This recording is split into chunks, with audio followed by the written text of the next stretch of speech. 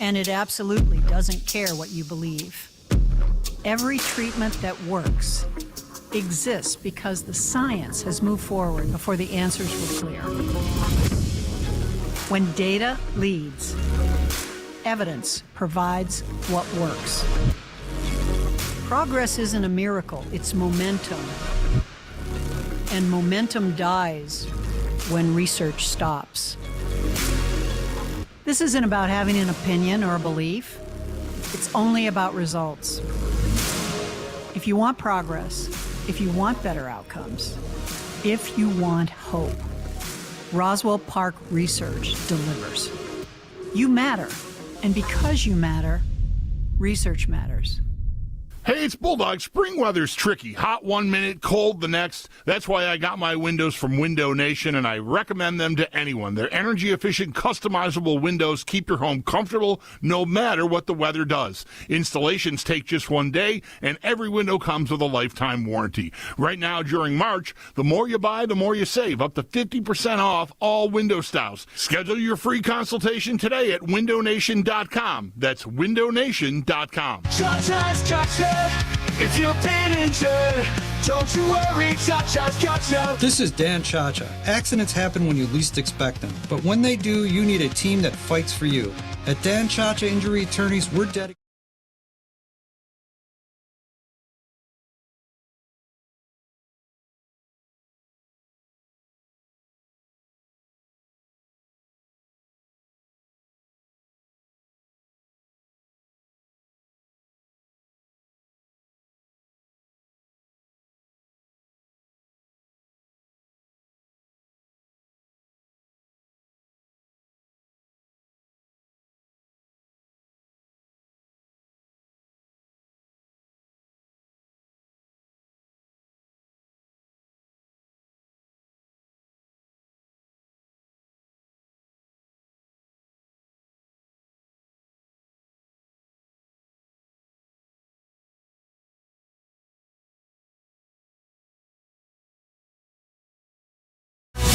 The sports leader, 95.7 FM and AM 950 WGR Rochester, an Odyssey sports station.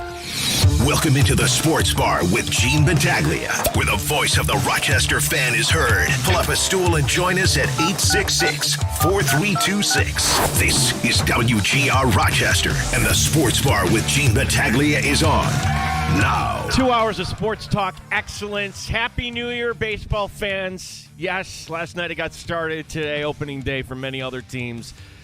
Pull up a stool. Join us. Thanks. You found us here at the Sports Bar. 585-866-4326. That is our number.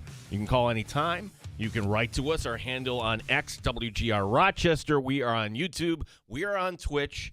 And we are also on 95.7 FM, AM 950, and free, as always, in the Odyssey app. Some days you just have a bevy of things to talk about. Today is one of those days. And one of these stories that came across last night, you do a little digging into it. Wait a second. On a day where you have the Sweet 16, on a day where you have Major League Baseball opening day for many teams, on a day where you can talk some Sabres hockey, and we'll do all that. We have a story from the NFL that I'm trying to figure out what exactly this means with Myles Garrett. We'll dive into that in a little bit. Again, join us. The show is better with your participation. Lining up the show today, coming up in the 2 o'clock hour, I am jealous of Dan Fates and anybody else that got to go on the stadium tour. Who wouldn't want to get a sneak preview and go behind the scenes and see what is happening out there? Certainly it looks from those photos that, my gosh, the stadium looks pretty much done, right? Looks like they could throw some chalk down on the field and have themselves a game next weekend. Well, I'm sure there's still some work to do, but we'll get the thoughts of Dan Fates as the Bills will be moving into their new home coming up later this summer. Dan Fates from Buffalo Plus and 13 Wham in the 2 o'clock hour. Of course, Dan is also a Braves fan, so we'll touch a little bit on baseball because the NL East is interesting to me, as it always is. Mets, Phillies, and where the Braves can stay healthy. It's not. I don't want to root for teams to get hurt. Nobody wants that. I mean, you shouldn't want that. You should want. If you were a Met fan, you should not be taking pleasure in the fact that the Braves can't get out of their own way for whatever reason when it comes to injury. So we'll talk to Dan Fates coming up in hour number 2. Hour 1 here in the 1 o'clock hour. Dennis Bernstein, the fourth period. Sabres last night. Hey, that looked like a game that maybe first-round opponent, and you could say, well, the Sabres were coming off a long road trip and blah, blah, blah, blah, blah. Sabres let a point get away. You could say that, with some of the stakes, and I will listen to that. Certainly don't leave Pasternak open. Don't give the puck away.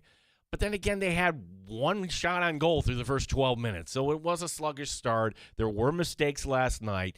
Sabres do get a point out of it. I guess that's a good thing. When you're not playing your A game, you're still getting a point. But here's what happens when the Stanley Cup playoffs happen. You don't get a point. You get a loss. There is no loser point in the Stanley Cup playoffs.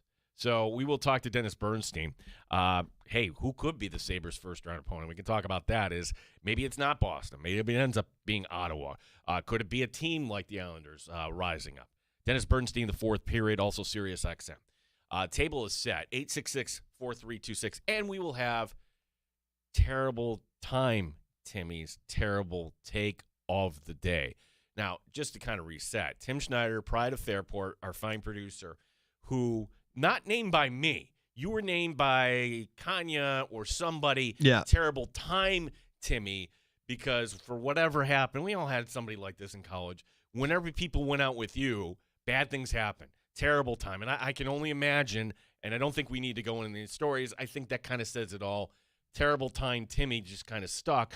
But then you had the genius take that to call a Bills all-pro, not Pro Bowler, all pro. Definition, best at position. Well, best doesn't mean average. You called Taron Johnson average. Now, you could say, well, my take was 2 years in advance. No, at the time, that was a bad take. And somebody who listens to CMF or knew that you're terrible time, Timmy, you should be dubbed this terrible take, Timmy. So that's why we kind of interchange the two here, lovingly. Yeah, I maintain that take was a strong one, and over time it's been proven even more accurate. But alas, no, it doesn't count that way. It does not count. We're watching also here too the bright sunshine from Citi Field. That is the first game that's going to be underway. We don't have any action just as of yet, but they're doing the starting lineup intros as they do every opening day. And the Pirates are wearing the black jerseys with the gold and the gray pants. They're getting introduced right now. Paul Skeens will be on the mound. So it looks like a beautiful day for baseball down in Citi Field. Dan DeLorean, by the way, what a workaholic. I'm like, Dan, you can take your laptop and watch the game in here with us. Nope, I got to focus. So he's there listening to the show, making sure that all the sound is up correctly. So that is it. I will be down at Citi Field coming up on Sunday. Very jealous. You should be jealous. I will be there. And McLean will get the star for the Mets. And this is my annual trip with my college friends. We play fantasy baseball, but we made it kind of our thing where we rent out. When I say rent out, they just let us reserve it. They know we're going to buy food and everything. There's a back room at Blondie's. And no, Blondie's not a gentleman's club. It's a restaurant. Basically, the story behind Blondie's, there were 3 stewardesses from the late 70s, early 80s that said, you know what, let's go open a sports bar. And we'll call it Blondie's. And they've been open ever since. So it's on West 79th. And we go, and we are in the back room. And this is an old-fashioned draft, right? This is, get out your papers, not a laptop, taking their time, maybe having a cold one or two. There's a button for that. Yeah, there is. Gotta find it. That's That's a new one to me. It's a new one? Well, no, I'm familiar with it. I just don't know the location. All right, We could share a cold one and maybe a win or two. Well, the wins will come later for the, determine who will win the league. But then we stay around for the Final Four. Now, it's not the Final Four this year because the way that kind of lines up, some years it's the Sweet 16, but we'll watch college basketball. What's different for me this year is this, because, yes, it's not a guy's weekend, it's a guy's day. And I would always kind of take off the day, drive down to New York, and then come back on Sunday. because you know what? I got to work. So just kind of make it a one day and back. And for years, the executive producer would say, hey, someday, I'm going to come down with you. Yeah. Well, we're at that stage. And if you're a parent, like either you're with me now, you've passed it, or this will be coming for you, where our kids are in that, all right, ready to launch, but not quite. Our oldest is 22, and she's working, but she's living at home right now. And our son is a sophomore at Alfred State. So they're independent, but they're not yet off on their own. Soon to be. Just kind of like, okay, launch. But not quite. So there's no reason for the executive producer to come down. There's no reason for me to say, okay, I can't push it off any longer. So rather than make it just me drive down after the show on a Friday and then come back on Sunday and tell you about it on Monday, we made it a longer weekend. So this is the first time the executive, she's not going to be, by the way, drafting with us. She doesn't care about any of that. So she's going to wander the city. Who wouldn't want to do that? She's going to go to the Met, whatever, on Saturday while we're doing our draft. And I heard there's other things going on in the city that day too, but you know what? We're not quite that talk show. We're a sports talk show. So, anywho, we're going down, and we made these plans. How much? So we're flying into LaGuardia, flying out of JFK, and then I'm thinking I had this all set up. Yeah. They don't tell you how long the delays are at JFK right now. They stop reporting on that. You see the pictures on social media and everything. It's not the time to fly. So I'm not concerned at all. Here at our airport, no problem getting out, although I don't know if they've cleaned up everything. Poor phrasing. If they've straightened everything out from the mishap at, my apologies, at LaGuardia from earlier in the week. But coming back home, it sounds crazy that 1:35 game on Sunday and a 10 o'clock flight back, that I feel like I'm cutting it close. Like the game should be over 2.5 hours, and you can't check your bags in, so we got to go back to the hotel and then get back out to JFK. And if I'm at JFK 4 hours in advance before the flight, would that do it? Assuming the trains are on time? So I'm not good with stress. That's, so we'll see how it goes. So Tim, be aware. Like, if my flight gets canceled or I miss the flight on Sunday, if I can't just get through the security at that point, either it's you or me on the phone. We'll make it work. All right, we always do. We always do. The story from the NFL today, and leave it to the NFL, that on opening day for Major League Baseball, on a day where you have the Sweet 16 tonight, here you have this story from the NFL that is going to get more traction, because these are the type of stories where you hear this from another team and go, what's that about? And then you turn around the mirror and say, what about my favorite team?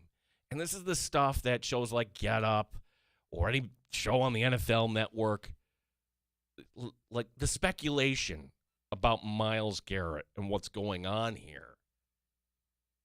From the outside, this doesn't make sense to me. And if anybody has an angle to this, this is why they did it. Please share at 866-4326, area code 585, our handle at WGR Rochester. Here's the story about Myles Garrett, right? So let's back up. Last year, Super Bowl week, you have Myles Garrett saying, penning a goodbye to Cleveland, asking for a trade. And then all of a sudden, voila, new contract. You're a Cleveland Brown here for life. Here you go. We're making you the highest paid player. And that's always the lesson, that sometimes those things are used as leverage. It happened here in Buffalo, too. You didn't have the outward James Cook asking, I want to trade, but the passive-aggressive nature of putting your home up for sale and making sure that everybody knew it was your home. Why would you want to be moving out of Buffalo? Look, these things happen in a negotiation, right? So Myles Garrett stays a Cleveland Brown. Maybe you were surprised by that. I wasn't. But now I can't figure out where this story is going. And the story is this, right? NFL contracts are not simple, right? Just say round terms. We're going to pay you $30 million this year. Great, $30 million. But because of the salary cap, you have bonuses and you have payouts and you have all this language that it gets a little complicated. And the Browns were facing a decision this week, or facing kind of a payment this week, more accurately. One of those bonuses for Myles Garrett due next week, $16.5 million for Myles Garrett that would need to go on the books. Just here's the check. Myles Garrett agreed to different language that this would not be paid out in April. Instead, it would be paid out a week before the season. Okay. This doesn't come with any pay raise. So that's the first question. And I would ask anybody the question, like, put yourself in this position. If you're owed money, under what circumstance would you say, you know what? You can wait almost 6 months. Go ahead. Yeah, you're good. This isn't family. It's not a friend. Like Myles Garrett, be like, wait a second. Pay me my money in cash. And the Browns and Garrett agreed not to do that. Now, I'm going to take the happy side for Browns fans. Because the Browns, why did they do this? Do they need cap space? No, they didn't need cap space. Right now, they have $9 million in cap space. How much, Tim Schneider, do they have in cap space? Yes. So you didn't need to do this unless, now this is the happy part, and this is the part that, capologists may have to say, like, by deferring this, does this signal that the Browns are in play for something else and trying to free up? Now, that could be it. Garrett would be like, yeah, I would like to play with speculation here. And this goes back to Speculation City, right? Oh, yeah. Wow, can you imagine a defense with Myles Garrett and Max Crosby? Woo! Or just, and again, every fan base, every blog site is saying, wait a second, what does this mean for our team? Should we be in on this? Like Myles Garrett, the way this works in terms of, say, let's pick a team. Who should we pick? I'll go with Buffalo. Yeah, let's go with the Bills. Could the Bills, in theory, actually go trade for Myles Garrett now that he said, you know what, pay me the $16.5 million post June 1st, which means you could count that on the 2027 salary cap and not 2026. In terms of the Bills, yes. Courtesy of Matt Warren from Buffalo Rumblings. For any team that trades for Myles Garrett, the total cap charge in 2026 language is $8.34 million.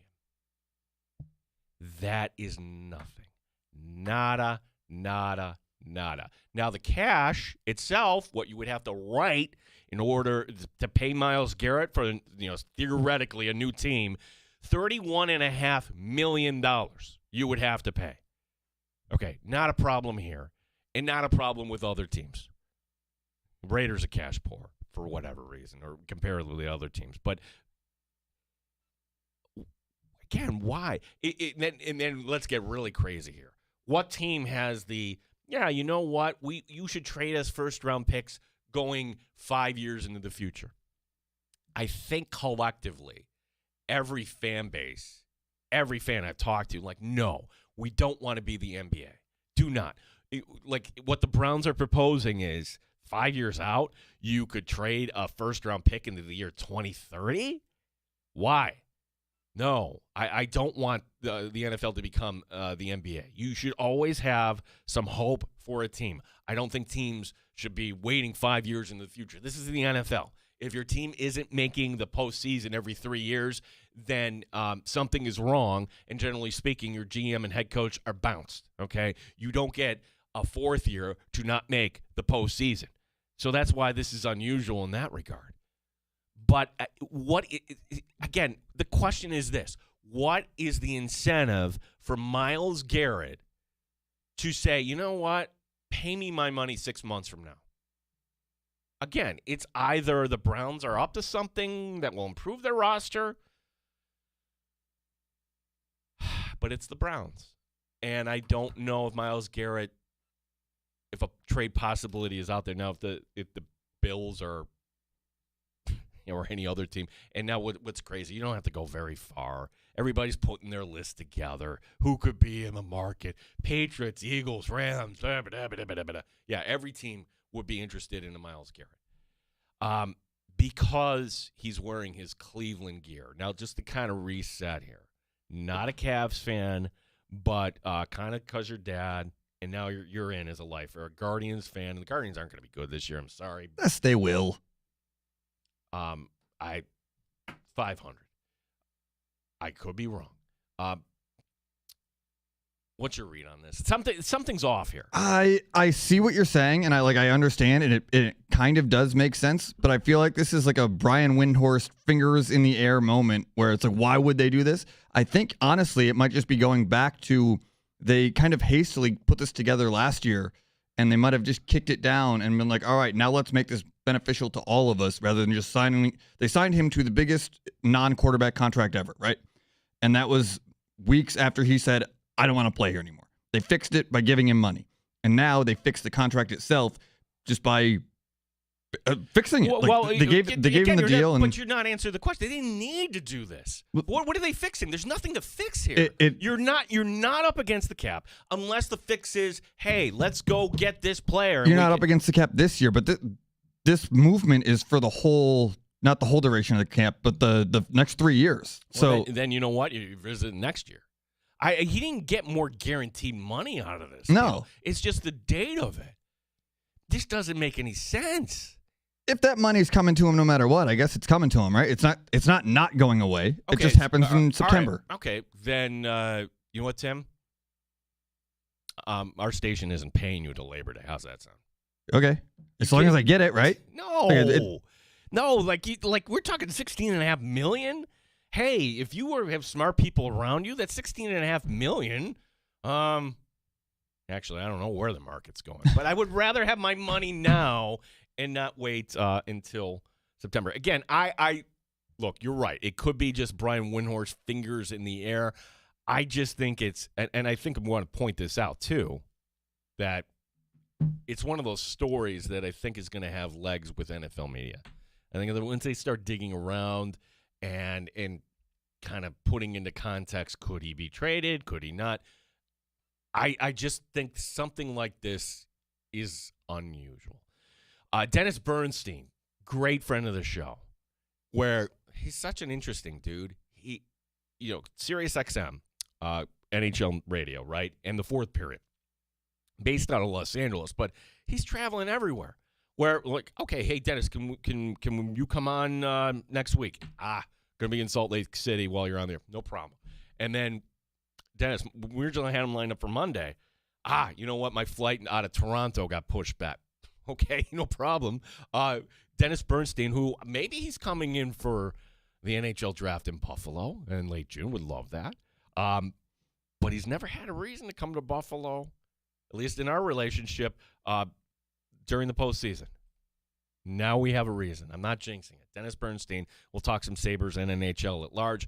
We'll talk to Dan Fates, some Bills football coming up next hour. You're always welcome to join us at 866-4326, area code 585. My name is Gene Battaglia here on WGR Rochester.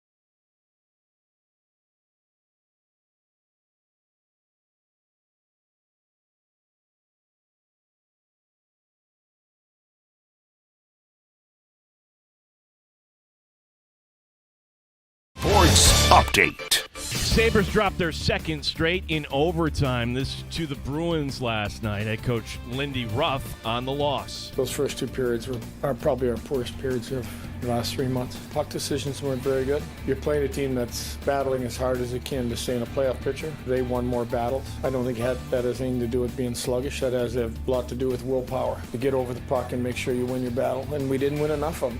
Sabres host Detroit tomorrow. We'll talk to Dennis Bernstein the fourth period. Dennis joining us next year in the Sports Bar. Amerks are back home again tomorrow night. Toronto, the opponent. Syracuse coming in on Sunday. Brandon Lowe with a 2-run homer for the Pirates. Yes, it's opening day in the big leagues. They're still in the top of the first. Pirates 2. Mets have yet to come to bat. Red Wings open the season tomorrow in Jacksonville. Gene Battaglia, the sports leader. 95.7 FM and AM 950. WGR Rochester. Raising the bar on Rochester Sports Talk. You're in the Sports Bar with Gene Battaglia on the Sports Leader. 95.7 FM and AM 950 WGR Rochester. I am so happy that the one beer company brought back the most interesting in the world, man in the world campaign, because just one of those campaigns you kind of watch the spot and you kind of chuckle a little bit.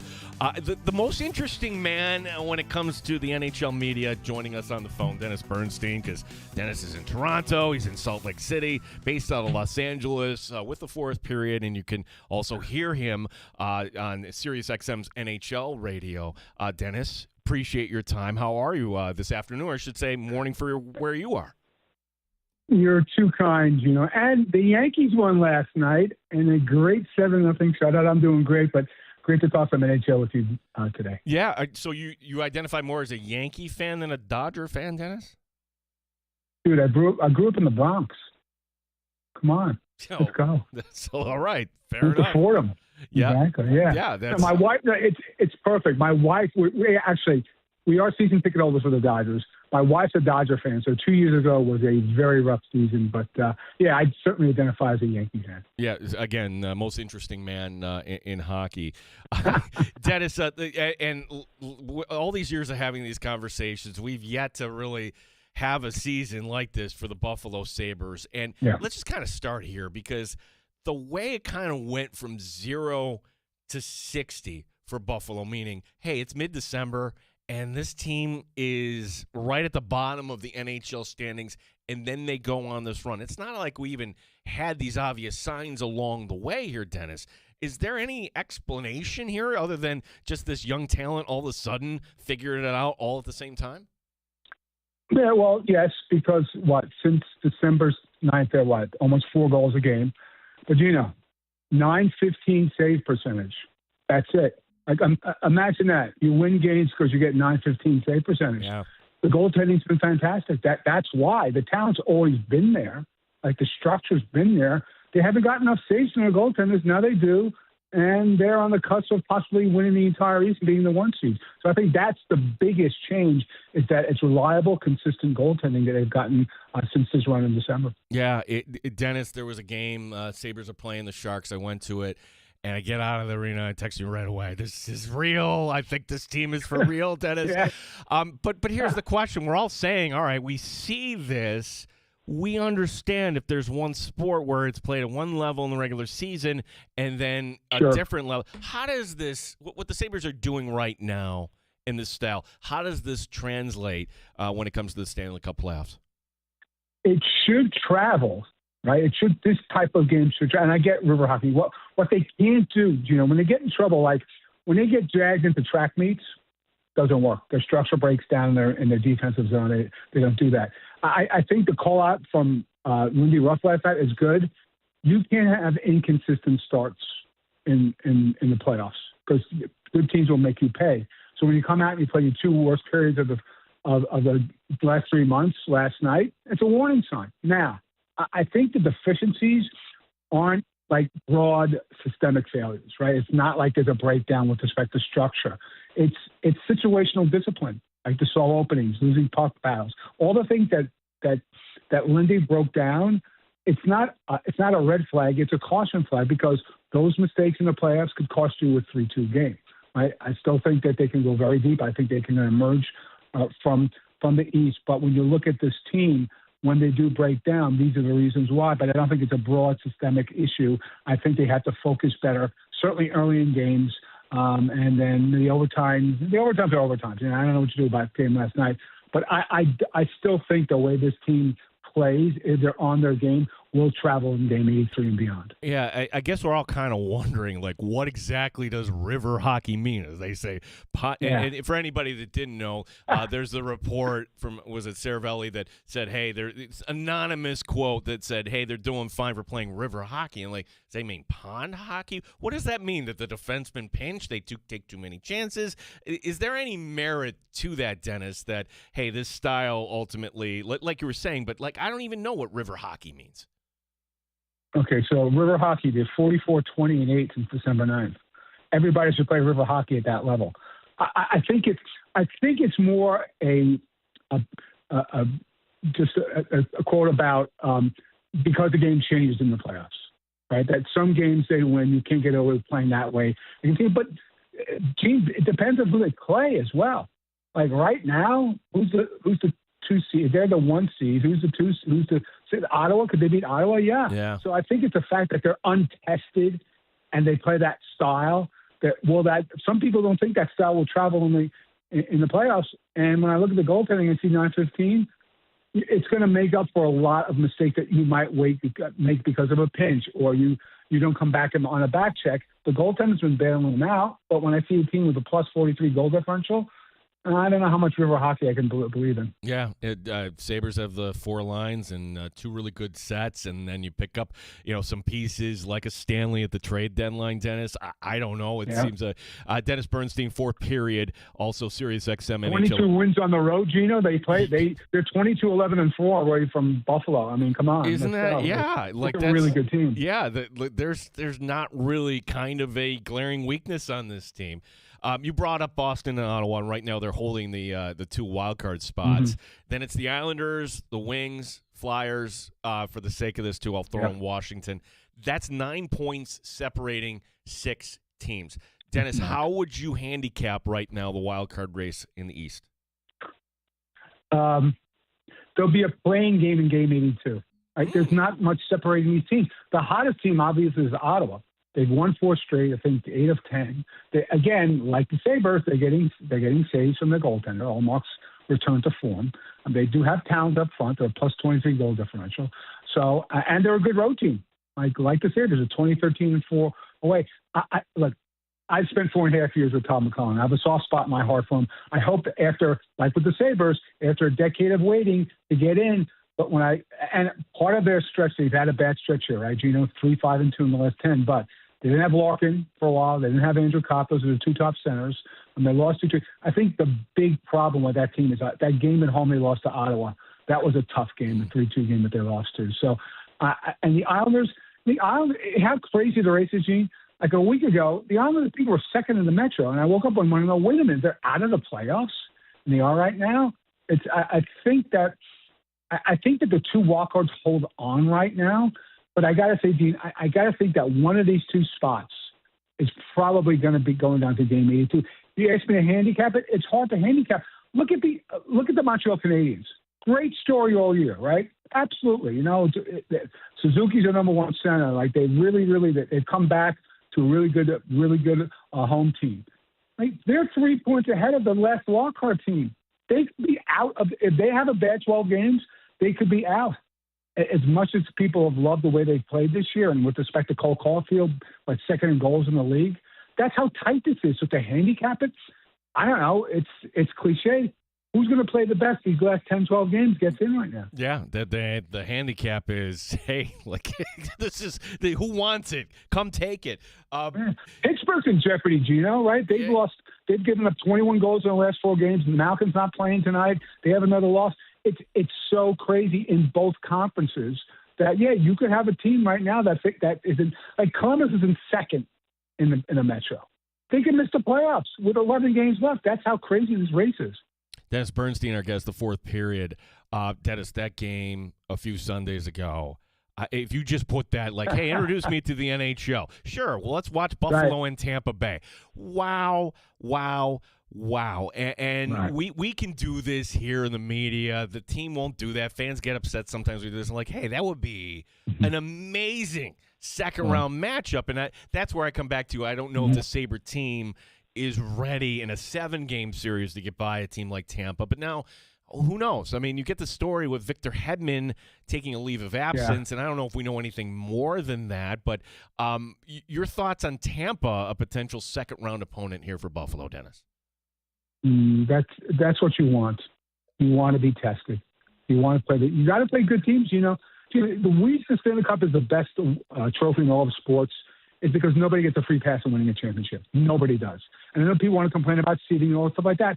Who cares if you lose in the first or second or third round? The best team always wins. So you know what? If I'm Buffalo, I want to go in and play Tampa Bay because you know what we found out in that game. Tampa Bay is not only angry at Florida.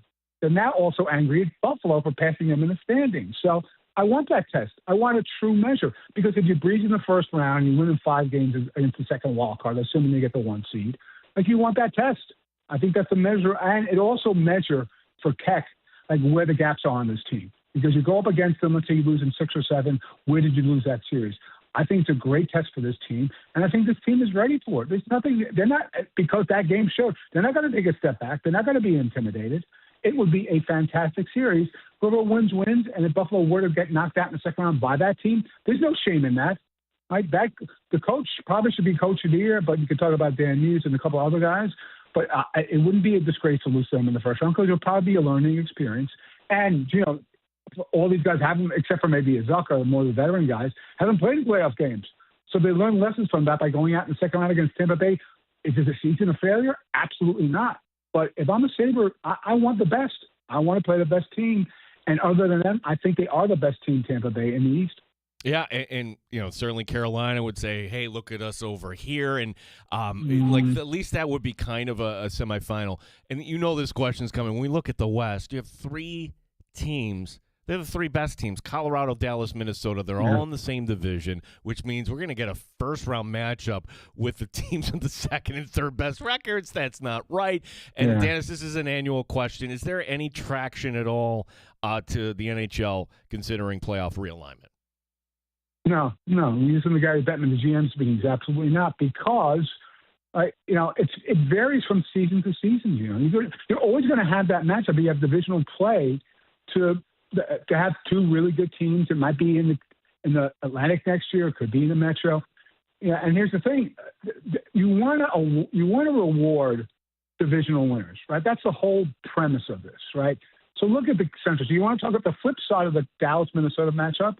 Is that if you win the division, you're probably playing Nashville or Los Angeles in the first round. Isn't that the reward for coming in first? Isn't that motivation to win the division as opposed to playing Dallas or Minnesota? Like that's the motivation. So I get the take on the other side, but when I look at it, I'm saying, well, this was set up to reward these teams, and you're rewarding Colorado for being the best team by playing the worst team getting into the playoffs.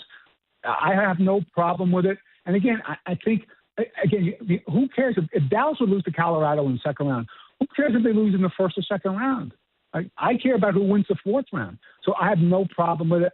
The Stanley Cup playoffs are the best part of this sport.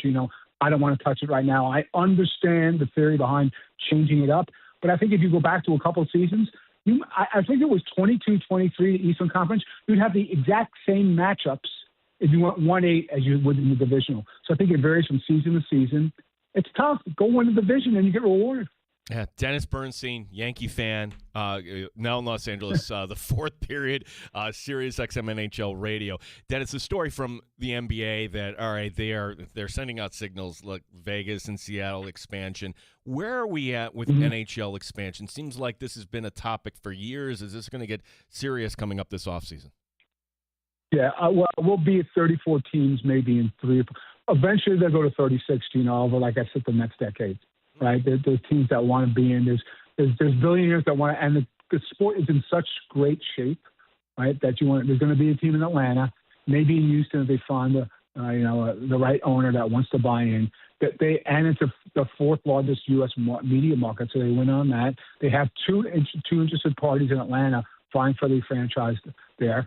Business is good. When people want to buy in, that's what's going to happen. So and the thing about, it's going to water down the competition. Gene, the reason that the league is so great right now is that more skilled kids are coming into the game, like Celebrini, like Schaefer, and they're getting the opportunity to play in these games.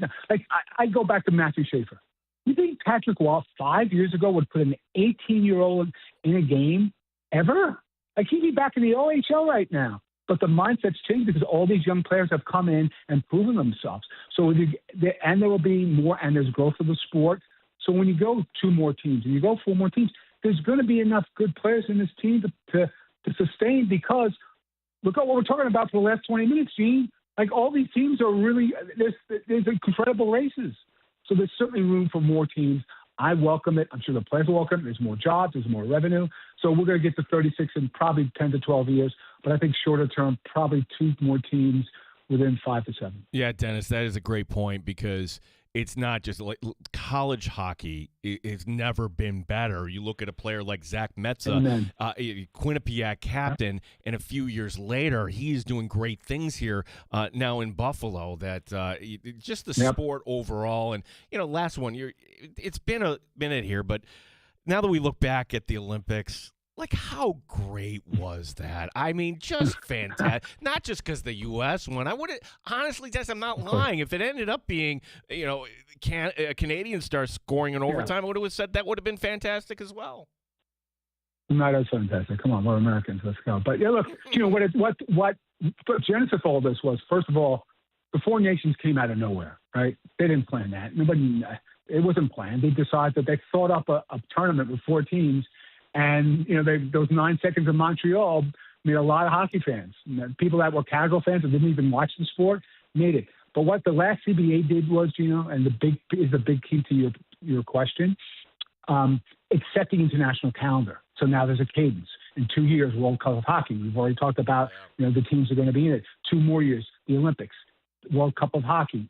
That's why it's so great, because the players have wanted this. We had to wait 12 years for best on best. And we got it, and we got exactly what they were going to deliver. And you can see how much pride these teams take in playing for their country and how important it is. It's a great ad. It grows the sport, and it's not going to stop. But, again, the fact that the international calendar has been set for the next decade, that's a great thing for the sport, another great thing for the sport that's still growing. Dennis, tell everybody what we can expect at the 4th period, and if they want more of your content, what your schedule is like on SiriusXM NHL Radio. Yeah, well, Gino, I always say if you can't find me, it's your fault, because I'm pretty conspicuous. So put a column up on 4thperiod.com every so often, more LA-based. Our Hot Stove show is on from 11 to 1 Eastern every Saturday on SiriusXM Channel 91. I'm occasionally host with Steve Koulias on their big show, The Power Play, from 3 to 6 Eastern.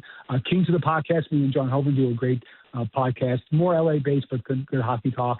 And I'm on X at Dennis CFP. I always interact with fans. It's great to see. It's a great way to grow the sport. So, like I said, if you can't find me, it's probably your fault. And the invite is here, Dennis. If you find yourself in Buffalo and you have an off day, we're just an hour down the road, or I can meet you halfway at some point, because it would be fantastic to have you in the 4th period out for an extended Sabre run here. Well, Gino, we'll be there for the draft. For sure. So, and then for the Stanley Cup Final, 2 weeks before. Fancy. Yeah, right. I like the way you think. Dennis, thanks for your time today. Appreciate it. Let's do this again. Always great talking to you, bro. Thanks. Talk to you soon. Thanks, Dennis. Dennis Bernstein, the most interesting man in hockey, as I have dubbed him. You want to talk about an interesting game. This is great for baseball. So the Pirates get a 2-run homer in the top of the first from Lowe. But then the Mets, Skeens doesn't look great here. So the Mets right now have the bases loaded. Bo Bichette in his first at-bat as a Met. And if you're a casual baseball fan, like, wait, was that the guy with the Blue Jays? Yeah, now he's on the Mets. He has a sac fly to bring in Lindor. And now Skeens is getting a mound visit here. 2-1. We'll keep you updated here on baseball's opening day. Tim Schneider has his terrible take. That will be coming up, as well as Dan Fates, Buffalo Plus, as hey, this Myles Garrett thing, is this me being Windhorst, putting 2 fingers up in the air, or is there something here? And also, like, Dan got the stadium tour. Like, okay, he got a little sneak preview there. I'm pretty jealous, but he will convey to us what's happening out there with the stadium. Time for your calls as well. Oh, and we'll have Red Wing tickets. How could I forget that? The Wings actually open the season tomorrow in Jacksonville. But the home opener Tuesday against Scranton, we'll have your tickets, family 4-pack, your chance to win. That is all coming up. My name is Gene Battaglia here on WGR Rochester.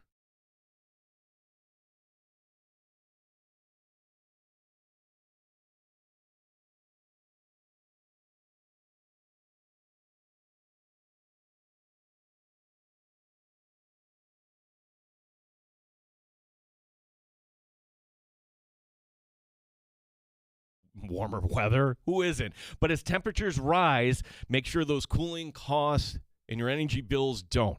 Keeping those cooling costs low with Window Nation's high-quality, energy-efficient products. Simply request a consultation where their experts will visit your home, spot problem areas, and make recommendations. Your customized windows can be installed in a day, and once completed, your home will be shielded from outside hot air while you remain cool and comfortable inside throughout the spring and summer. With Window Nation, your house won't just look great, but you also have peace of mind. All Window Nation's products are backed by a lifetime warranty. There's no better time to upgrade your home with Window Nation. In March, the more you buy, the more savings you could enjoy, up to 50% off all window styles. And be sure to ask about Window Nation's generous financing options, including $0 down and payments as little as $199 a month. Visit windownation.com for a free consultation today. That's windownation.com.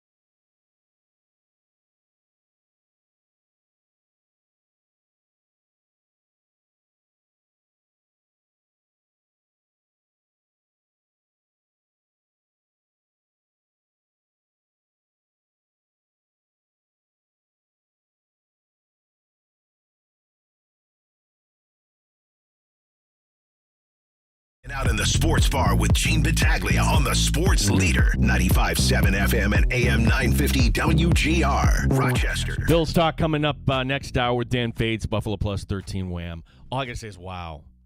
Wow. Paul Skeens did not make it out of the first inning. Mets 5-2 as the Pirates go to their bullpen in the first. And the Skeens line, it's a little misleading, where giving up 4 hits, walking two, not good, the 5 earned runs. This is one of those, like, okay, was that really a base hit? So, routine fly ball to center field. And you could say, without a doubt, this guy is the worst defensively in baseball. Tim, what did I say before the show opened today? You did indeed say O'Neal Cruz was a wash. He's bad. You look at the talent, and it doesn't connect. And he led the majors last year in 11 with 11 errors in the outfield. They're not going to call this one because fly ball center field, and it's not sunny here in Rochester today, but it is downstate. And this is the one time of year, bright sunshine, not used to it, ruh-roh, where did the ball go? It didn't boink him in the head, but he lost it. And they called that a base hit. But the thing, I'm like, O'Neal Cruz, I'm like, dude, it's sunny out. Where are your sunglasses? Barring that, could you at least put a little eye black underneath? Lindor batting around here as a wild pitch, and now the runners in scoring position. We'll keep you updated on that. 5-2. Mets are up on the Pirates. We've got the Brewers and White Sox at 210. Cubbies and Nationals at 220. Orioles and Twins. Battle of former Red Wing affiliates. Parent club is at 305. Red Sox opening at Cincinnati at 410. Happy opening day in baseball, everyone.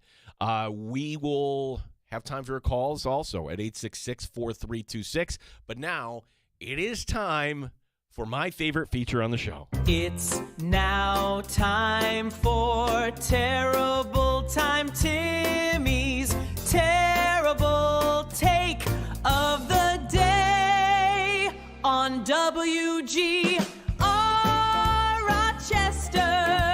WGR Rochester. It's Terrible Time Timmy.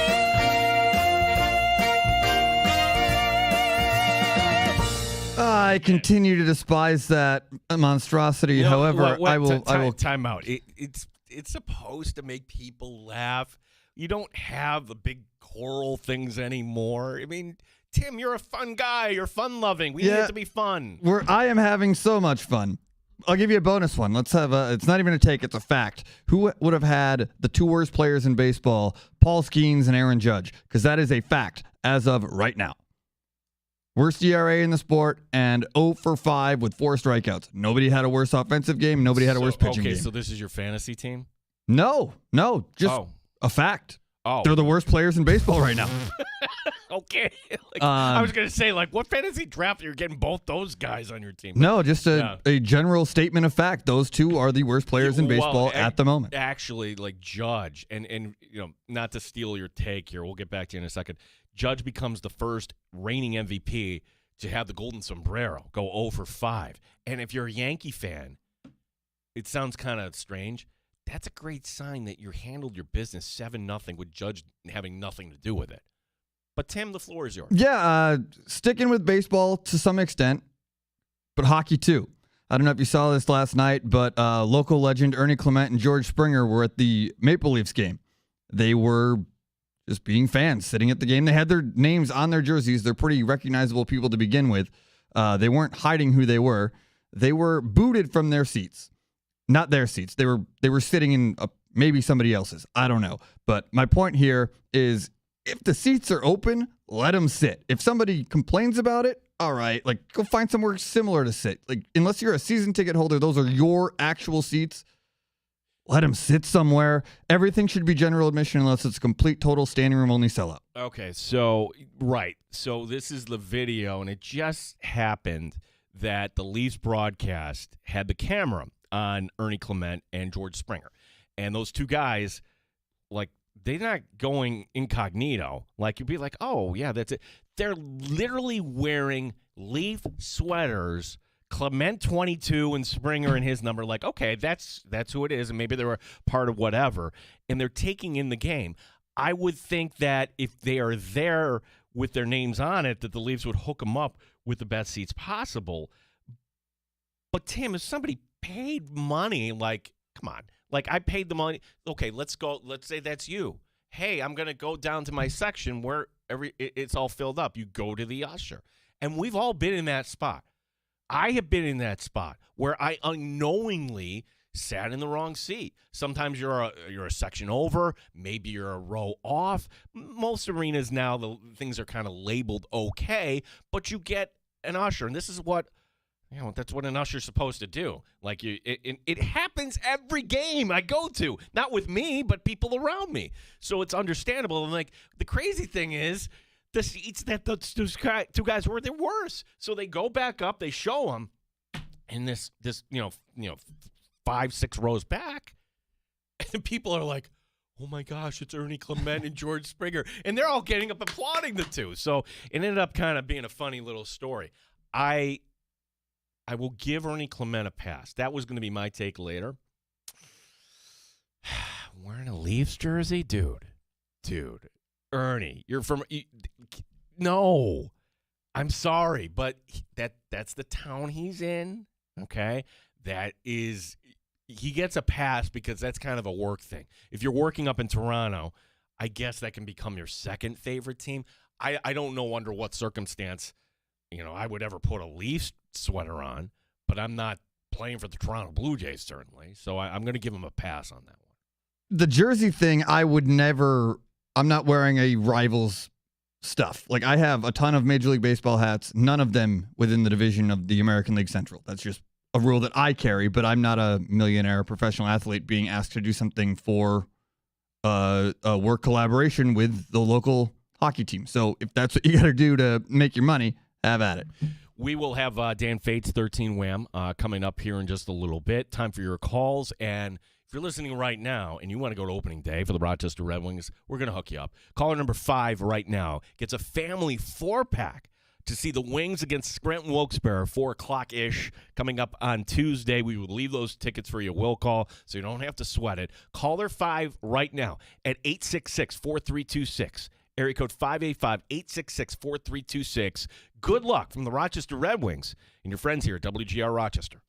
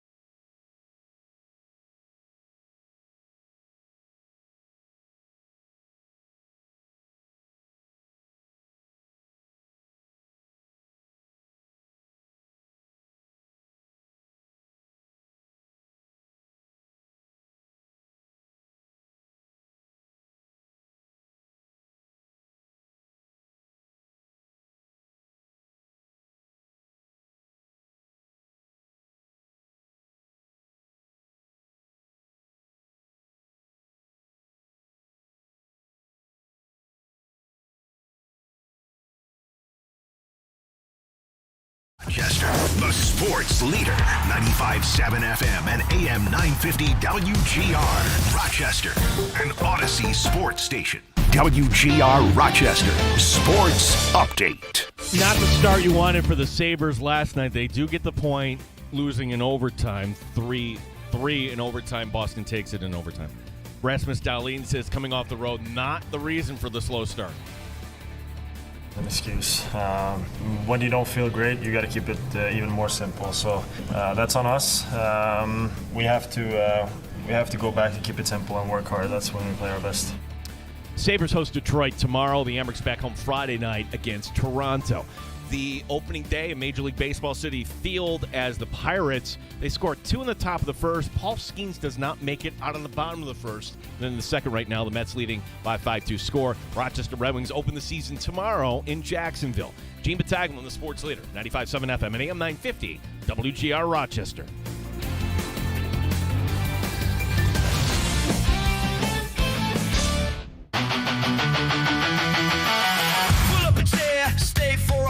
You're in the sports bar on WGR. Grab a drink, hang your coke, it's sports talk. Live from Western New York. It's a master show. 9 times better than your typical host. 9 times. Gene and Tim have takes much hotter than most. No one cares when you're out. Sabres! Bills, Americans, Red Wings, and Nighthawks. Sports bar. For Rochester Sports Talk. Hour number 2 here as we welcome you back in. Pull up a stool and join us. The show is better with your participation. Area code 585-866-4326. Gene Battaglia with you. Tim Schneider, our fine producer. Dan DeLorean in the background, who Dan didn't want to come in, and now he's going to be superstitious the rest of the year because what the Mets are pulling off here, 5-2. It is a long year, certainly, and I am one that tends to overreact in April. We're not even in April yet, so I'm going to try to be good this year. I'll try to be better when it comes to my fandom. Can I just call BS on a story from last night? So, full disclosure, where were my loyalties last night when it came to what to watch? I watched the Sabre game on TNT, and look, that's kind of like the meat and potatoes, right? We're going to follow the local teams here, certainly the Bills, and with the Sabres, making a run to the playoffs. I'm watching the Sabres. That I don't have the multiple monitors going on. I'm following along on my phone what's happening in the Yankee game. So I didn't get to watch the Netflix debut, but I've seen the story. Maybe you've heard about this too. So the studio host, a little different there. You had Anthony Rizzo, former Yankee, Albert Pujols. Now Pujols, I don't know, if TV is going to be in his future. I think of him as being a manager in waiting. I don't know how the Angels couldn't come to an agreement. I thought that would have been a shoe-in, but it's not. And so Pujols is doing the TV thing right now.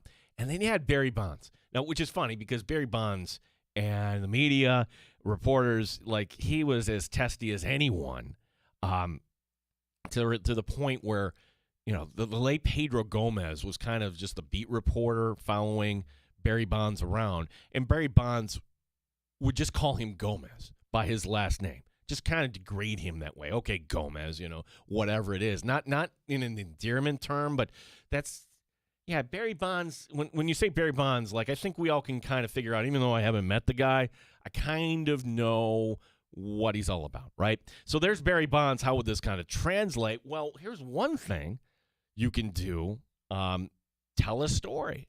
Tell us something we don't know. And if you remember, and it's like we're talking Pirates baseball, if you're a long-time Pirate fan, this is the last time they were really, yes, you did have the one wild card year with McCutchen, but last time they were a real contender, my gosh, they couldn't get by the Braves.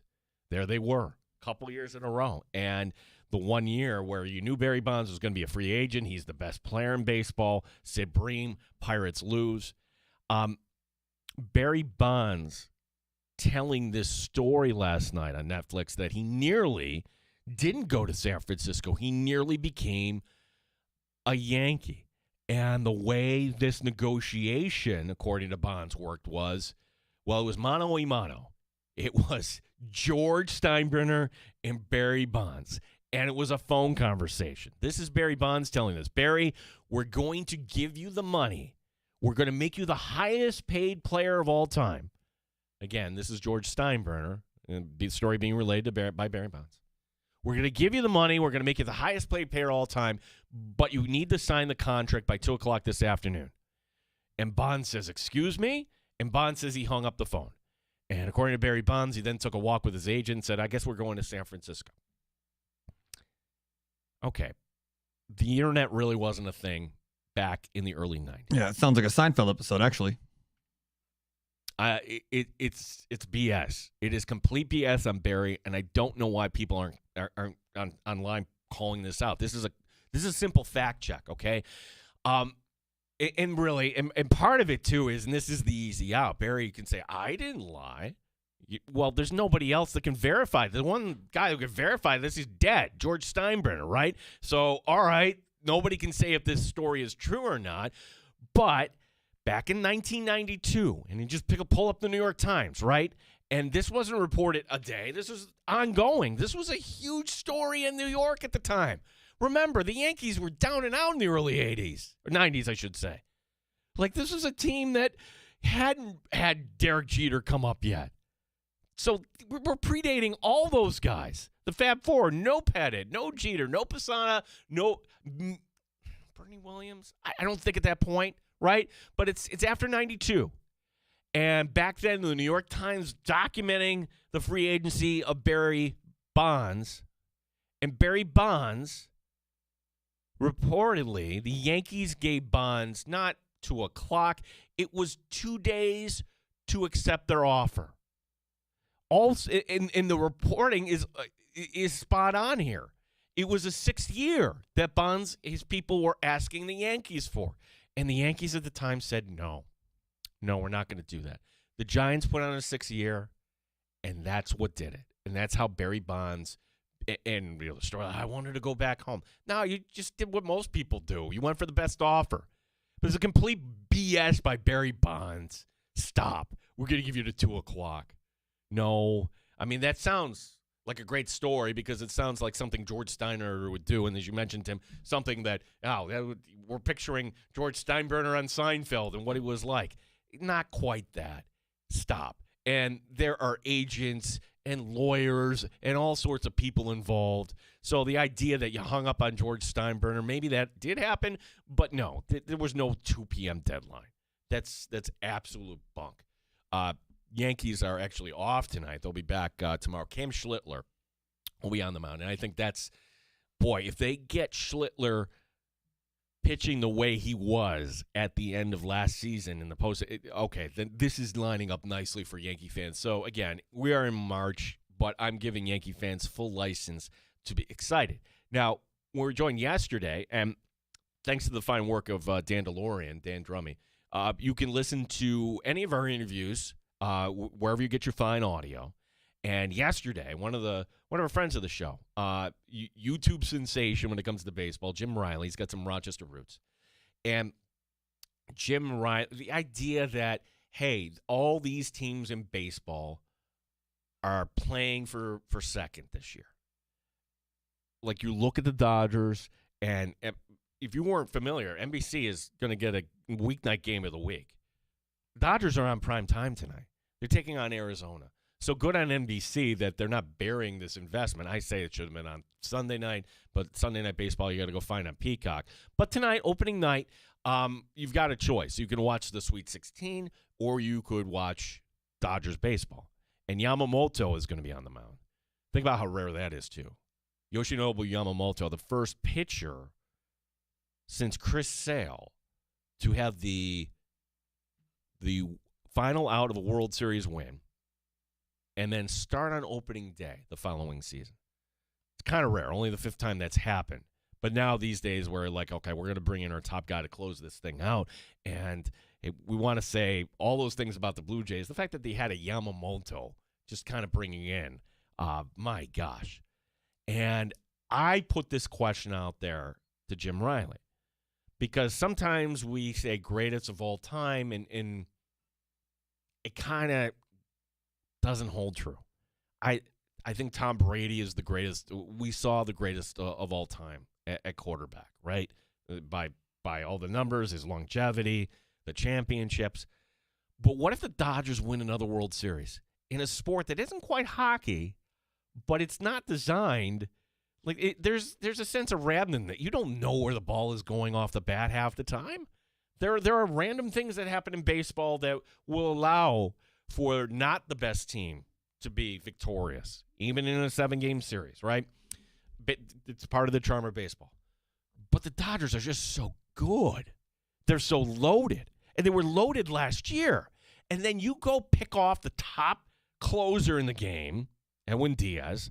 No, I'm not jealous at all. Not so. I'm over it. I'm lying. And then you also get Kyle Tucker. Now, Kyle Tucker kind of had a downish season by his standards with the Cubs. He was fantastic in Houston, and my gosh, what he would have done in the, say, the Red Sox lineup, the Met lineup, any of these lineups, they're loaded once again.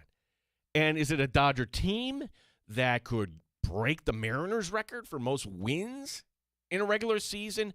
And it's an interesting response here by Jim Riley. Jim Riley from Ballcap Sports joining us yesterday in the Sports Bar. On paper, it stacks up there with one of the all-time greats. I mean, we see the stories play out. We're going to have Hall of Famers in this group. We have a team loaded with all-stars. It's a Dodgers team that is set up to, if they wanted, to set the mark for wins in a regular season. They could break that. Now, here's the thing. That's not the goal. That is not their ultimate desire. They want to win the World Series. I could see the regular season being a little bit of a blend of going through the motions through the regular season and making it through the regular season healthy.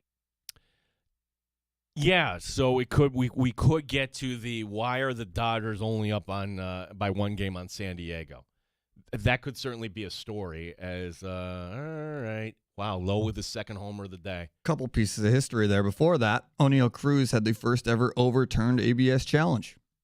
Struck out. He started walking to first base. The Mets said no, and they punched him out. All right, so I don't know. That's historic. I'm sure there's a lot of guys who've hit 2 homers. Who's the guy for the Cubs? Tuffy Rhodes or whatever his name was. He hit 3. This is Brandon Lowe, the former Tampa Bay player. 2 home runs on opening day. Look, back to the Dodgers. Dodgers, in the end, are going to be right there in the NLCS. And is there a team, whether that's in the National League or team in the American League, that can roll out the pitching? Because that's the equalizer, right? In hockey, it's a goaltender. In baseball, it's pitching. And maybe the Yankees do. Fried, Schlittler. Maybe you're hoping that you can get something out of Garrett Cole and Carlos Rodon, and you work it from there. In the National League, who might that be? I don't think it's the Mets.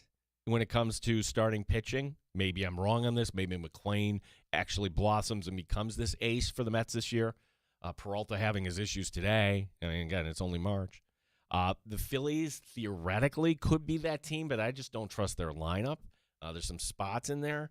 Milwaukee made it to the NLCS. That's kind of a trivia question. Which team actually made it? Yeah, Milwaukee. They got blown apart last year. No, the Dodgers should coast to the World Series. And whether it's the Blue Jays, Blue Jays, Yankees, Mariners, that's how I would kind of rate them. Dodgers should win this again. The idea that you have a pitcher in Blake Snell that you're just going to kind of not going to overuse him. Same thing with Yamamoto. Oh, you get a full year on the mound from Shohei Ohtani. And there he was. Is he good on the mound? He struck out 11 Angels in a preseason game, the final warm-up. Are the Dodgers good or bad for baseball? I think that's not an either-or question, meaning there are shades of gray to this. I think it's good to have a common villain. I think it's good to have greatness. But ultimately, there's a problem with the sport if you could just defer contracts and there's no regard here. There's no reason why the Yankees or any other team can't act like the Dodgers, but ultimately they want to run it like a business. Why the Dodgers operate a little differently, well, I guess that's a little bit beyond where I'm at. They go now to the bottom of the second. It's still it's 5-3 now, bottom of the third. We will talk to Dan Fates some. We'll ask him too for his thoughts. He's a Braves fan, as it is opening day. I brought up Brady, and I didn't mean to segue to this. Apparently, he was contemplating a comeback. This is an interview with CNBC where this was his quote, that he actually inquired, but the league didn't like the idea very much. I'm going to leave it at that, quote, unquote. Ooh, okay. So Brady had the itch to come back. He's 48. He'll turn 49 in August. And Brady adding that he's happily retired, which whatever. But he owns 5% of the Raiders. Like, that's a conflict, right?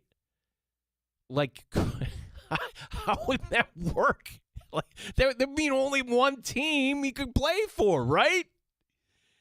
The idea that Phillip Rivers went back and that was one of those, oh my gosh, don't do this. What are the Colts doing? And the Colts went from a boring team that was falling apart to suddenly the most interesting story on a random Sunday in the NFL because, my God, there's 44-year-old Phillip Rivers, who we haven't seen in 5 years, taking snaps, and he didn't embarrass himself.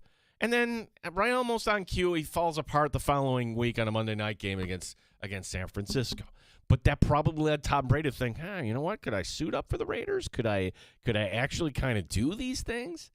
Let me tell you this. I think that if Brady is putting it out there and there's going to be an opportunity at some point, if I'm Tom Brady, this is what I would do. Ready? I'd work with Mendoza. Be a mentor. But the great ones aren't mentors. They're wired completely different. Like when Roethlisberger one year was asked about being a mentor, he's like, no, more recently it was Joe Flacco. And Joe Flacco said, that's a gotcha question. Because if I say I don't want to be a mentor, I want to go out and play ball, then you're saying I'm not being a good teammate. But I'm here to win games, and I think I'm the best guy. So being a mentor when it comes to the NFL, always a gotcha question. But Tom Brady telling us that he had thought about coming back, and the NFL was not into that idea. Dan Fates 13 Wham Buffalo Plus will join us. Time for your calls as well. And last call, 585-866-4326. My name is Gene Battaglia here on WGR Rochester.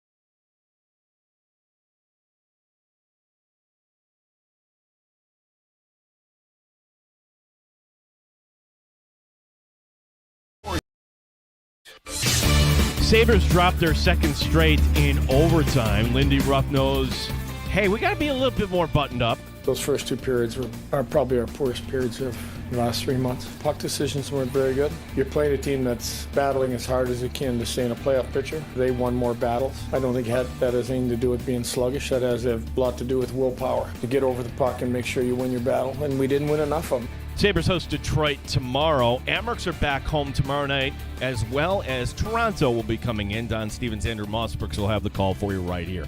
Today, many teams opening day in baseball. Brandon Lowe with 2 homers so far for the Pirates, but they're trailing the Mets, bottom of 3, 5-3 the score. Paul Skeens didn't make it out of the first inning, just underway.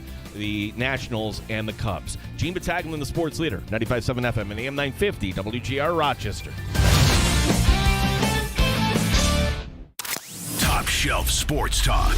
You're hanging out in the sports bar with Gene Battaglia on the sports leader, 95.7 FM and AM 950 WGR Rochester. Got to admit, little jealous Dan Fates, Jenna Cottrell, and everybody else that made it out and got the tour and just kind of being our eyes here. Like, we're all excited for the new stadium. Joining us here on opening day, Dan Fates, how are you this afternoon, and how was the tour? I'm doing well. Thanks for having me on. I was wondering why you were jealous of me. I figured there were a number of things you could be jealous about me for, but I like the stadium tour. Yeah. Wow. I'm not jealous that you're a Braves fan. Let's just kind of put it that. Actually, I have some. I am not one that says, and we'll get to the Bills here in a second. I'm not one that says, ha, ha, ha, but the opposing team, a rival is hurt. Why do these things keep happening to the Braves? Strider and Schweller, like, why? Is there a substation next to your stadium? What is going on with the Braves? I don't know if it's a substation or some ancient burial ground that they have disrupted, but whatever it is, they need to fix it. This is the first time in probably, Gene, honestly, seven-ish years where I'm just like not really looking forward to the season. And the Braves Twitter is on my side. It is just they didn't make any moves. They lose Jurickson Profar again for his second PED suspension. It's not fun right now. And I want it to be fun so that I can make fun of your Mets, who, of course, get to play against a JV team today. And congrats for knocking out Paul Skeens. And I think as a baseball fan, Gene, collectively, we need to get Paul Skeens out of Pittsburgh. Because he doesn't deserve that. No, 100%. Like, wait a second. They didn't call that an error? So when you cruise, like, pop up. Yep. Oh, I guess that counts as a hit if you lost in the sun. Hey, how about wearing some sunglasses? Let's start there. Yeah, and listen, we can talk about the fact that there's no salary cap and some owners are terrible and all these things, and the Dodgers are ruining baseball because they've spent all this money. No. The Dodgers aren't the problem. It seems like Pittsburgh that are a problem. And to have a star like this, and people will go, oh, well, he'll end up in the Dodgers.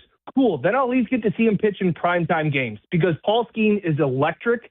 And to see him on opening day, kind of being excited to like get to watch a game and to see that he's got Curly, Larry, and Mo trying to field behind him is an absolute joke.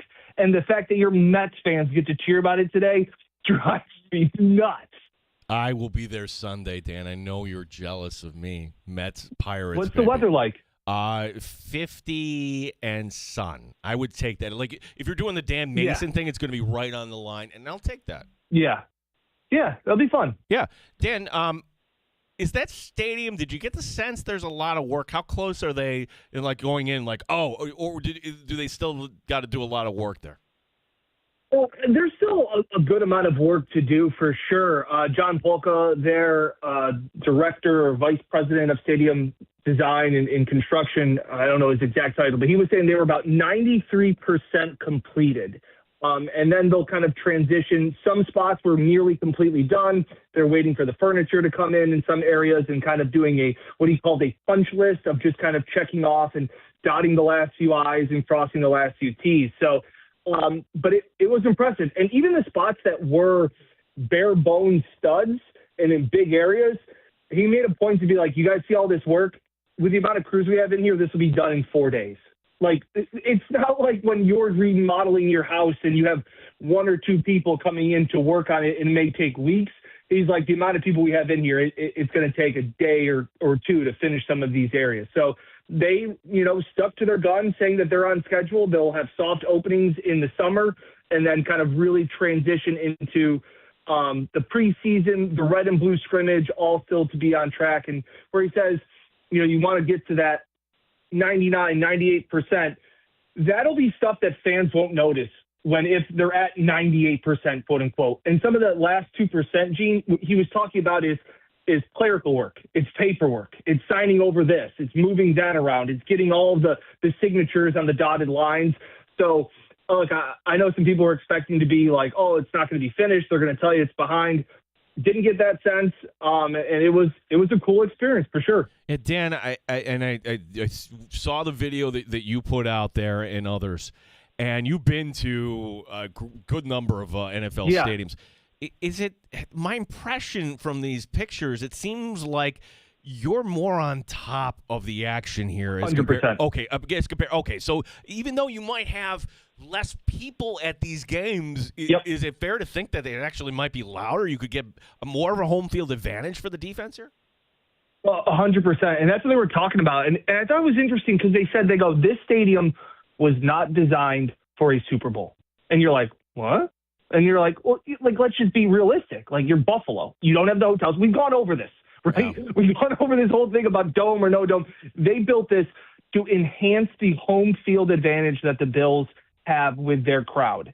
And I couldn't agree more that I know there's fewer seats and things like that, but I made the comparison where we just, Jen and I kind of went through it again on the Buffalo Plus YouTube channel. We did kind of took people through our tour.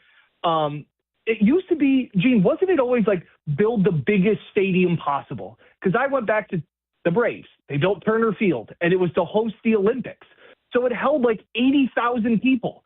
But you don't get 80,000 people at every baseball game. So half the place looked empty. Now you look at Citizens Bank Park and PNC Park. They hold in the 30s. But it's an intimate feel. And that's what I really kind of got the vibe from, especially from the outside. It definitely has that European soccer feel. It was designed after Tottenham Hotspur Stadium. And they even said, when they close their eyes, it feels like that. And the best way I could compare it to, because I haven't been to Tottenham, I haven't been to SoFi Stadium. Jenna had been to both, and she agreed. But it really does, Gene, feel like, to put this in comparison, an NBA arena or an NHL arena, in the sense of the seats go up. Like, the pitch is steep, because then the people at the top, they're not back, if that makes sense. Like, I got to go to the Rose Bowl back in 2016 when the Bills played the Rams. And the Rose Bowl is just one big bowl. So everything just is a slow gradient out, okay, from the playing field. It is up.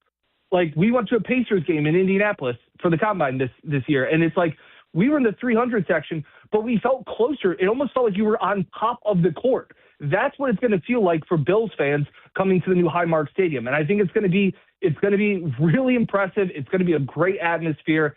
And I think everything they've done, they've talked about the state-of-the-art sound system. Right now at the old Highmark Stadium, they had 4 sound bars. They're going to have 30-plus sound bars at this stadium. Like, they're going to be able to incorporate and inject energy into the stadium. And all they can do with the video boards now and all the things like that. There were some things, Gene, that I did kind of chuckle about. They were talking about how the concourse, how when you're walking to get a beer or something like that, you'll still be able to see the playing field, right? And they said that as like a big, like, look at this. That's most stadiums, right? Arenas. Like that's not like modern, like, hey, guys, we thought about it. If you go to get food, you still may want to watch the game.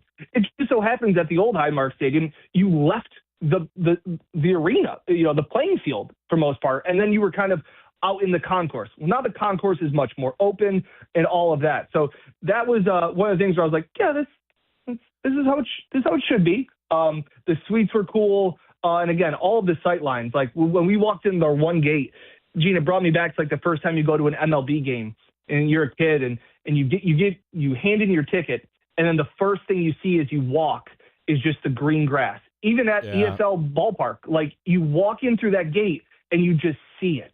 That is what is going to grab people's attention first and foremost when they enter the stadium. Yeah, Dan, it's funny. Like you bring up, I think it's a case of we don't know what we don't have. But when RIT makes the Frozen Four, I go to Ford Field, and this is the year 2010. I'm walking around. I'm like, we're in the same league. What it's just like, and like you said, like you could see the action. I want to go get a beer and everything, and I think people are going to be very excited.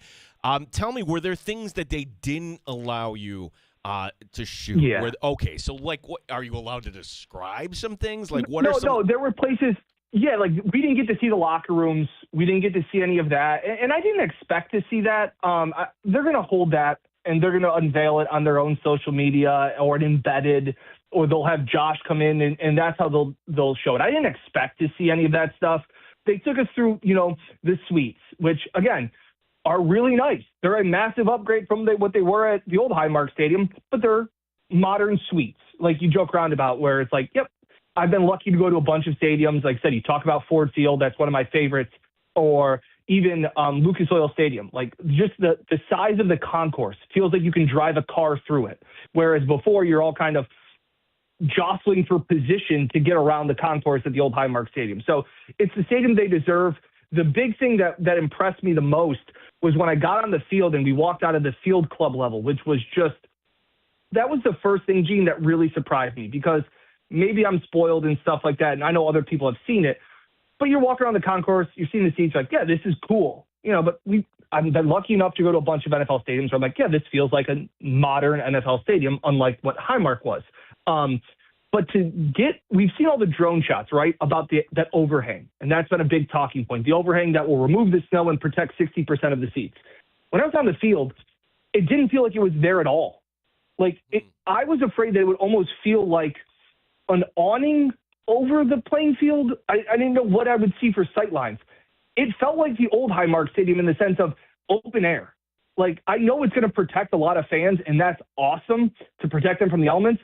Besides that, it just feels like a normal outdoor stadium, which I thought was really cool. And it didn't feel claustrophobic. It didn't feel like a wannabe dome. It just felt like an open air football field, which I thought was a really cool thing. And the wind. So they talked a bunch about the wind, and their preliminary data, they still have to put up some of the panelings on the outside that will really kind of button everything up. But the data that they've gotten, they said they're very encouraged by. And it was a cold day that we went there on Tuesday. It was like 30 degrees out. It was cold, but it didn't hit me until I walked out of the stadium and we walked back to our cars. And I went, oh, it's a windy day, like it always is in Orchard Park. And you really couldn't feel it inside the stadium. That, to me, really stood out. That's interesting. Dan Fates, Buffalo Plus, 13 Wham, our guest here. Do we know for sure, like, what will be the first event the public is? I saw the one quote from Gowally saying it'll be the blue and red, or is the red and blue, whatever the scrimmage is called. Yeah. Is that really – they're not going to go with a concert, Dan, apparently? I don't know. I think they're maybe keeping their cards a little close to the vest there, just with the progress and not wanting to get too ahead of the skis and guarantee something. They said they will have soft launchings, especially one of the things was like the suite atrium, right? It's this big open space that, if you're a suite holder or if you have a suite, you get to gather in, right? And obviously they didn't have that at the old Highmark Stadium, but they said it was also the size of the atrium of Key Bank. So think about how big that open area is when you walk into the Key Bank Arena, and they said they could hold events there. So they may hold some events in places that are finished in June and July. But they did kind of say, like, the first time, like, I know people were asking us, like, will they allow season ticket holders to come in and have tours? I don't know. We were trying to get in for a tour for a long time, way that it kind of bounced around. Schedules didn't line up. So this was the first one that they had kind of like a media gaggle that all kind of were able to see it. But I would expect that the first soft launch, as they called it, for the public, I would imagine might be that red and blue scrimmage and then the preseason games. Yeah. Boy, we're only a few months away from the schedule release. We're less than a month away from the NFL draft. Dan, it's been a few weeks since we had you on, and now free agency, this first phase has kind of died down. How many holes do the Bills still have here? Like, kind of assess where the roster rebuild here is, in your opinion. What still needs to happen here before the draft? Yeah, they still need to add a bunch of depth. And I think that was one of the things that everybody thinks that when you sign somebody, they have to be the starter because the day that they introduce C.J. Gardner-Johnson, they signed Geno Stone. And everybody's like, oh, well, there's some competition. I think it's depth. I think that Geno Stone is the guy that's going to replace the DeMar Hamlin position on the depth chart. And you need those guys.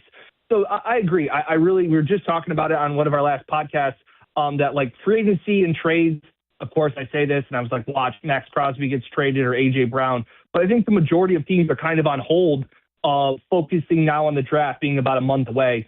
And that teams now are kind of waiting to see how their board falls, what holes they need to fill. And a perfect example of that was last year after, the Bills didn't draft. We thought they'd draft multiple wide receivers. They drafted one in the 7th round. And then Bean goes on WGR. He says his thing about the wide receivers and complaining. And then hours later, they sign Elijah Moore. So I imagine they have feelers out to a bunch of guys at a bunch of different positions, maybe at linebacker, maybe at corner, maybe at wide receiver, that if we're not able to grab somebody in the draft that we like, stay by, and then we may be able to work something out. But yeah, I think there's still some holes that need to be filled. I think there's still some depth on the offensive line that we still don't really know about, and with some of the positions. But for the most part, it's depth. It's depth at corner. It's depth at tackle. It's a lot of those positions that you're kind of trying to put your finger on. Dan, the Vandermark story, was he just a guy? Is this somebody that will look back and be like, boy, the Bills let somebody out the door $700,000? Your thoughts on the Bills opting not to match the offer for their swing tackle? Well, that's where I always think about it, and we always joke around and say, like, don't listen to what they say, follow where they spend the money. And this was a prime example of, hey, we like Ryan Vandermark, don't like him at that price. And look, they have let other guys go in that same case. I know, obviously, the one is Cleveland lineman that they traded away, who turned out to be an All-Pro. And his name's escaping me right. Thank you. Yeah. But yes, but there's also remember a few years ago it was Ryan Groy. You can't let Ryan Groy go, and then nothing ever happened with Ryan Groy, and he's out of the league. So look, I think that they want to have depth guys.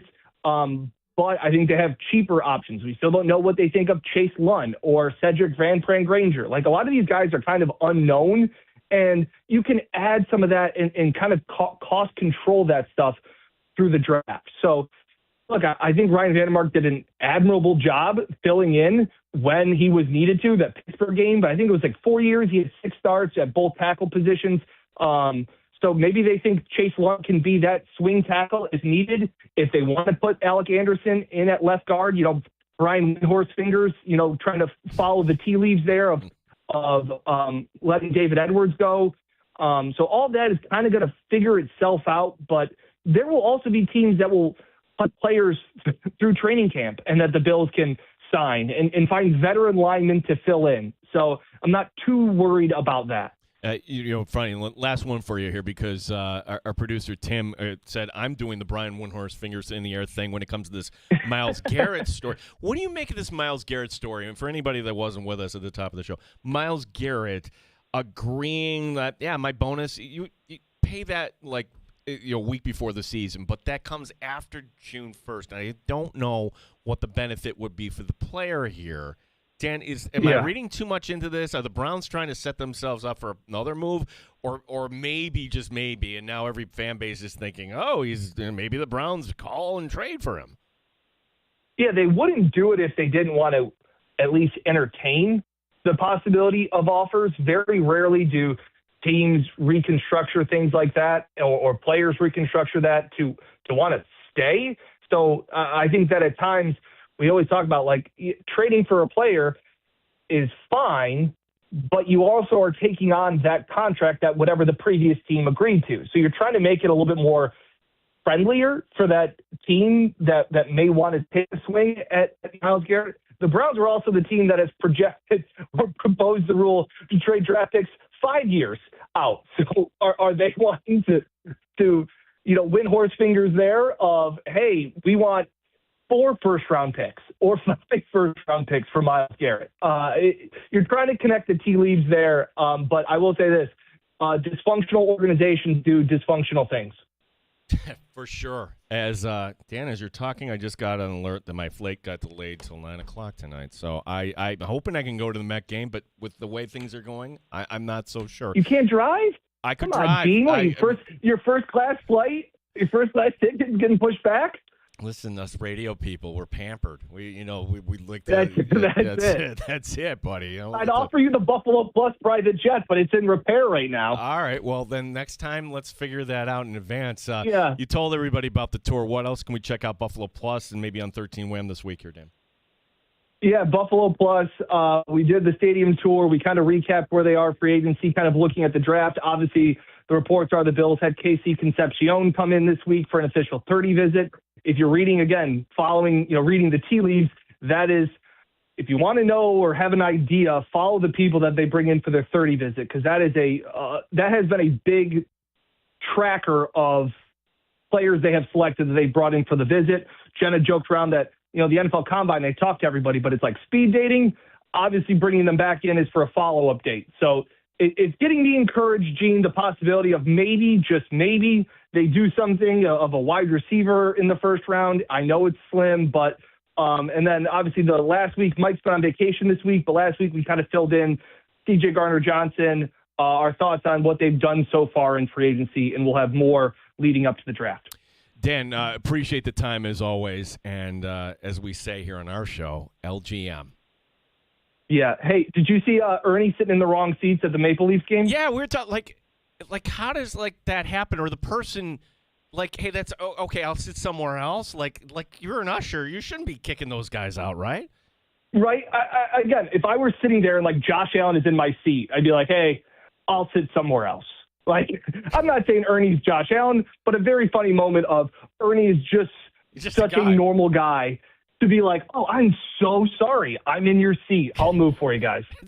They open their season tomorrow. Yeah, it's we've all done that, right, in our lifetime. I'm one row back here. It's one of those relatable stories. That's making the newscast today. So I appreciate it, Gene, as always. And I say it, kind of shruggingly, go Braves. Oh, wow. That is a Dan Fates I did not expect. Dan, appreciate the time. Yeah. Thanks, guys. Thank you. 5-3. Mets are up on the Pirates. They are in the fourth. Let's take one last break. Last call next here. This is WGR Rochester.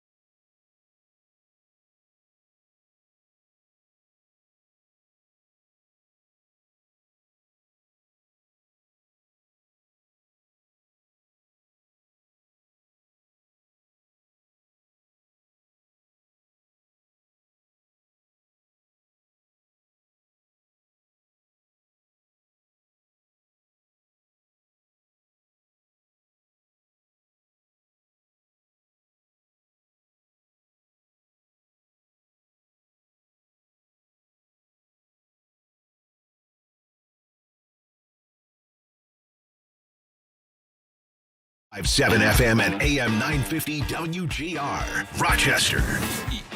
We've had the good fortune to talk to a lot of people here over the years on the show, as I call it Sports Bar 2.0. One of those individuals was promoting a show, Pat Monahan, who's the lead singer of Train, right? Like Drops of Jupiter, Hey Soul Sister, those songs.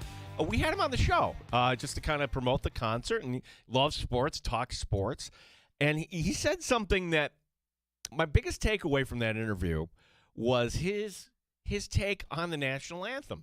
And it's a no-win proposition, the way he kind of put it. Because you're out there, and while everybody is respectful of the national anthem, what is everybody thinking? Yeah, let's get the game going. Yeah, and then you're quickly forgotten, right? So it's not like, oh, my gosh, what a great show you put on. What a great this, what a great that. It's done, and if you do a great job, we're quickly on to the next thing. You're not getting that sort of payoff. I'm bringing this up now because I don't think this is a good sign for the Mets at all.